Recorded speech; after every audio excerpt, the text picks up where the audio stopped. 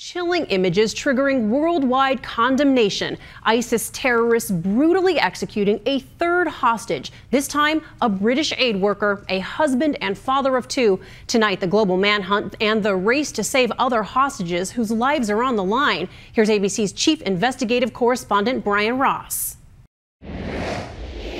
British and U.S. intelligence had grimly anticipated that ISIS would execute its third Western hostage this week.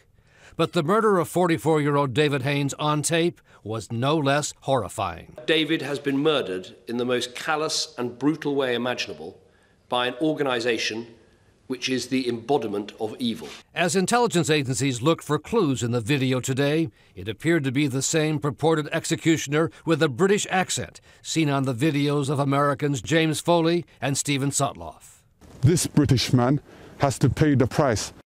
People across this country will have been sickened by the fact that it could have been a British citizen who could have carried out this unspeakable act.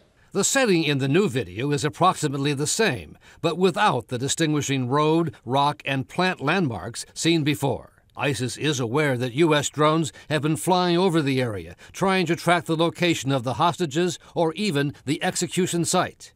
Haines, the father of two children, was kidnapped a year and a half ago when he traveled to Syria on a humanitarian relief mission.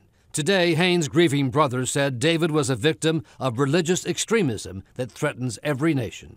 My first reaction could be one of hatred. But my brother's life wasn't about hatred. It was about love for all men. Britain, like the U.S., has a long-standing policy not to pay any ransom for its citizens held hostage. A policy that's now being sorely tested.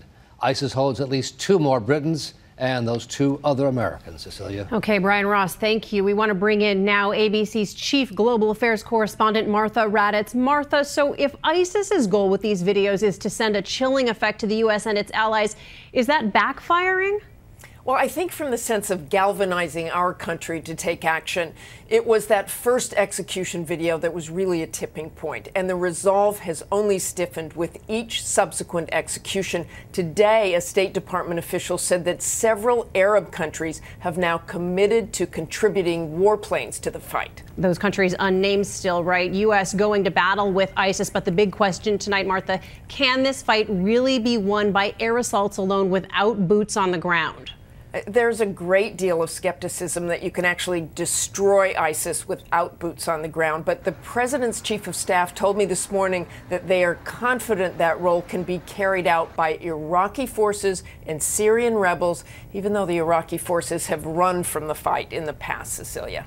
Martha Raddatz, thank you.